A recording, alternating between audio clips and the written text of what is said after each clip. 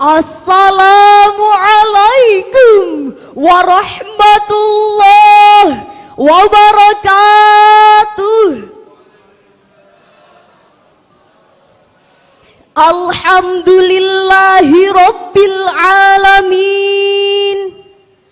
Assalatu wassalamu ala ashrafil anbiya'i wal mursalin wa ala alihi wa sahbihi ajma'in. Amma ba'd. Dewan Hakim yang arif lagi bijaksana, hadirin sebangsa dan setanah air yang kami banggakan. Sebelumnya kami akan membawakan sebuah pantun. Suku Sunda, suku Banjar, hidup rukun di Indonesia. Bapak Ibu, apa kabar? Apakah sehat semuanya? Hadirin sebangsa dan setanah air yang kami banggakan.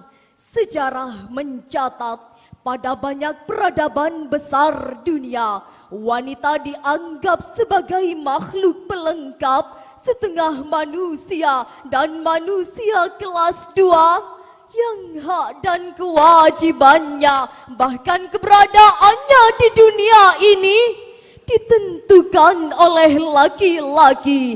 Kita buktikan hadirin, peradaban Yunani kuno menempatkan wanita sebagai makhluk tahanan yang harus disekap dalam istana untuk dijadikan barang dagangan. Peradaban Yahudi menganggap wanita sebagai sumber laknat dan bencana karena ia yang menyebabkan Adam terusir dari surga. Bahkan hadirin, peradaban Arab jahiliyah pun menghalalkan pembunuhan terhadap bayi hanya karena ia terlahir sebagai wanita. Ilustrasi yang memilukan tersebut hadirin menggambarkan kepada kita betapa wanita pada banyak peradaban sebelum Islam datang adalah makhluk yang sangat hina, tidak berarti apa-apa, bahkan sangat rendah harkat dan martabatnya. Betul? Lalu bagaimanakah sebenarnya pandangan Islam mengenai wanita?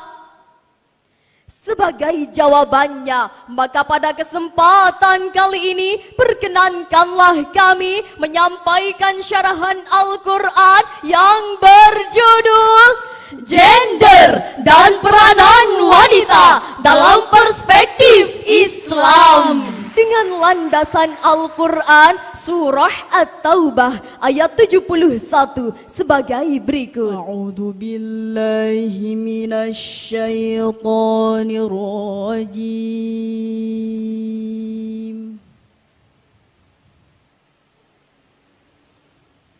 Bismillahirrahmanirrahim.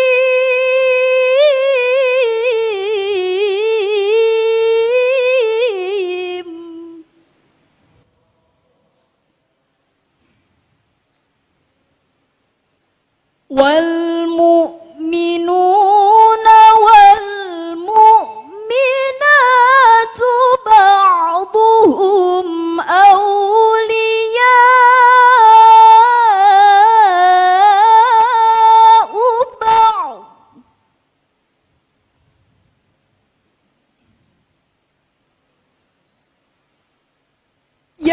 Ya'muruna bil ma'rufi wa yanhauna 'anil munkari wa yuqimuna as-shalah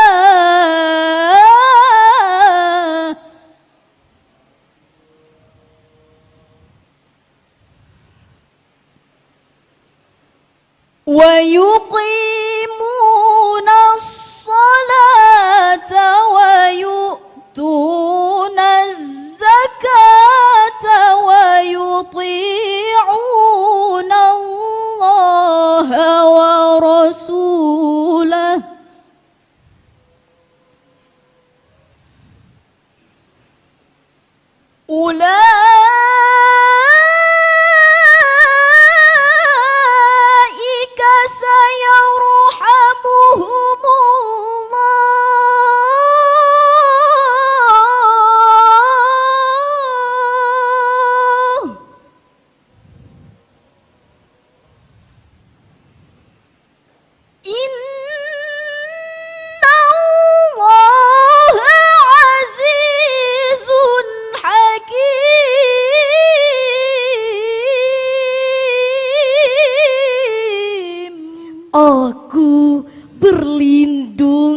kepada Allah dari godaan setan yang terkutuk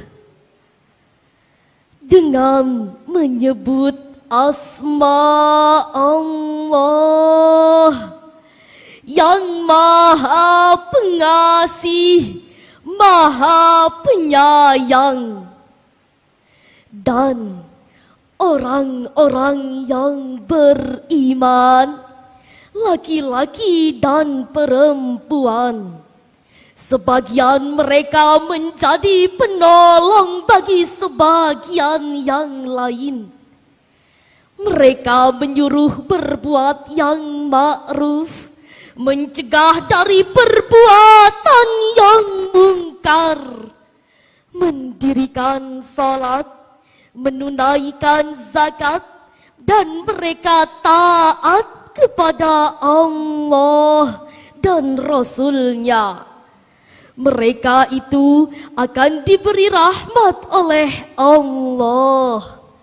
Sungguh Allah Maha Perkasa lagi Maha Bijaksana. Hadirin sebangsa dan setanah air yang kami banggakan, Syekh Muhammad Abduh dalam tafsir Al-Manan menjelaskan ayat tadi merupakan informasi langsung dari Al-Quran bahwa laki-laki dan wanita memiliki harkat dan martabat yang sama di hadapan Allah.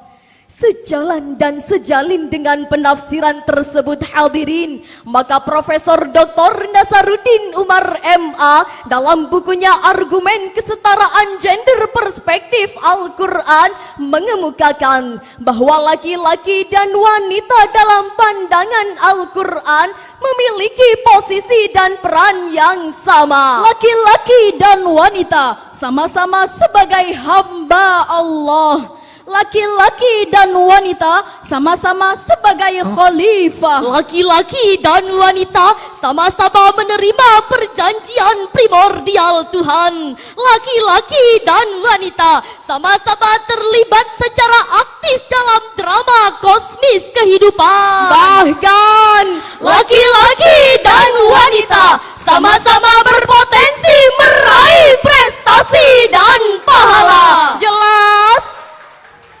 Dengan spirit kesetaraan gender inilah, hadirin, telah muncul wanita-wanita hebat di awal kejayaan Islam.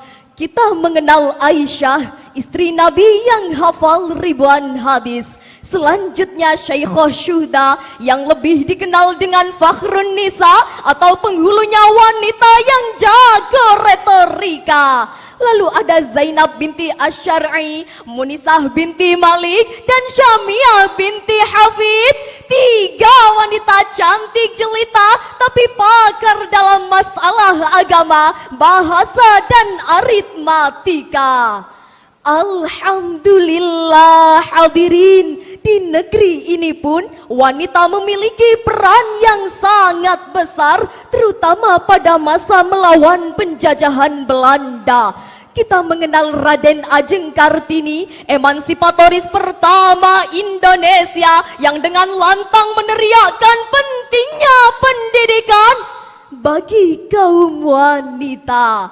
Kemudian Dewi Sartika, wanita gagah perkasa yang rela mengorbankan jiwa raganya demi kemerdekaan bangsa. Selanjutnya Cut Nyadin, wanita santun tapi hebat yang sanggup mengusir penjajah dari negeri tercinta kita.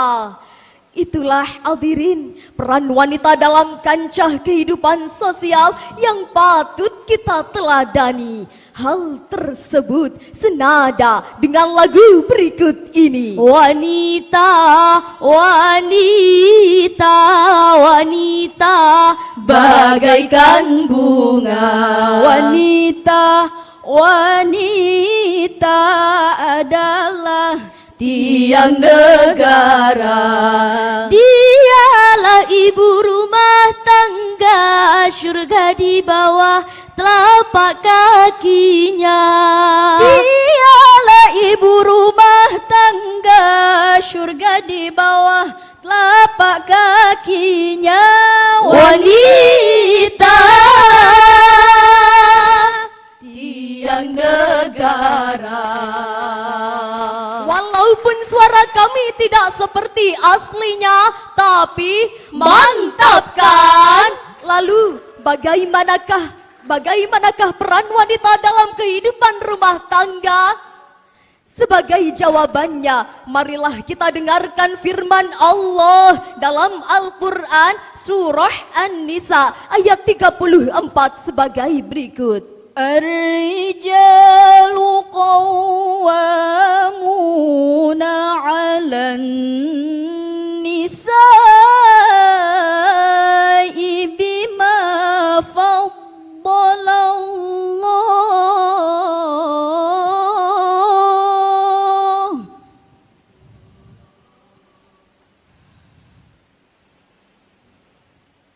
bima faddala Allahu ba'dahum 'ala ba'dhin wa bima anfaqu min amwalihim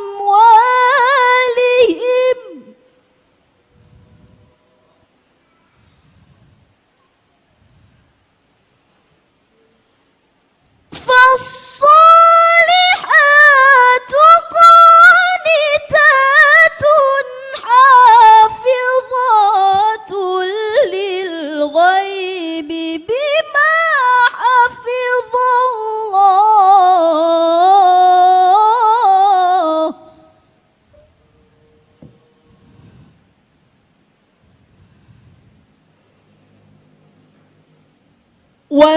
واللاتي تخافون نشوزهن فعظوهن واهجروهن في المضاجع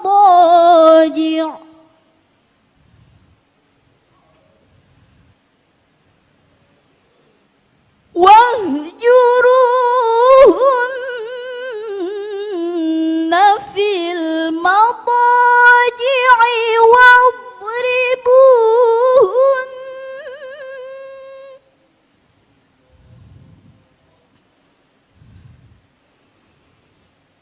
فإن أطعنكم فلا تبغوا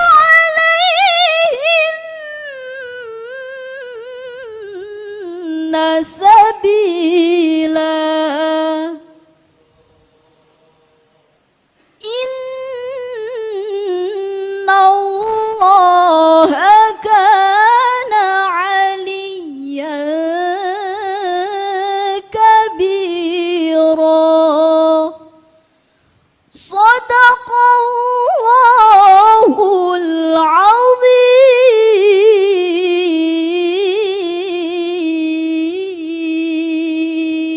Kaum laki-laki itu adalah pemimpin bagi kaum wanita.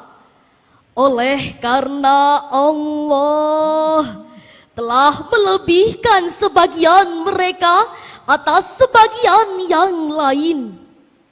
Dan karena mereka telah menafkahkan sebagian dari harta mereka. Sebab itu, maka wanita yang saleh ialah yang taat pada Allah, lagi memelihara diri ketika suaminya tidak ada. Oleh karena Allah telah memelihara wanita-wanita yang kamu khawatirkan nusyuznya, maka nasihatilah mereka dan pisahkanlah mereka di tempat tidur mereka dan pukullah mereka. Kemudian jika mereka mentaatimu, janganlah kamu mencari-cari jalan untuk menyusahkan mengesahkannya. Sungguh Allah Maha tinggi lagi Maha besar.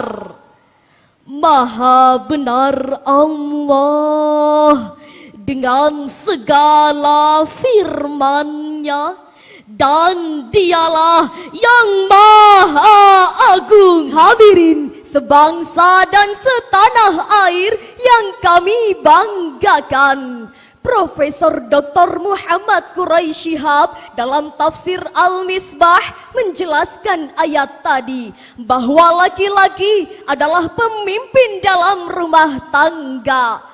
Oleh karena itu, seorang suami berkewajiban memberikan nafkah kepada istri, sedangkan istri berkewajiban mentaati suami selama suaminya tidak mengajak untuk melakukan kemaksiatan kepada Allah. Rasulullah sallallahu alaihi wasallam bersabda, jihadul mar'ati fi baitiha, jihadnya wanita adalah di dalam rumah tangganya.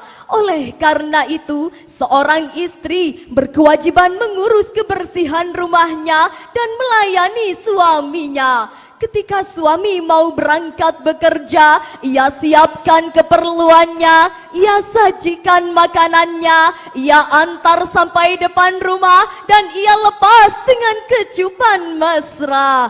Selanjutnya, ketika suami pulang bekerja, ia sambut dengan wajah ramah, senyuman mereka, dandanan menggoda, dan tatapan penuh cinta. Bukan dengan tampang bimoli alias bibir monyong 5 senti. Betul?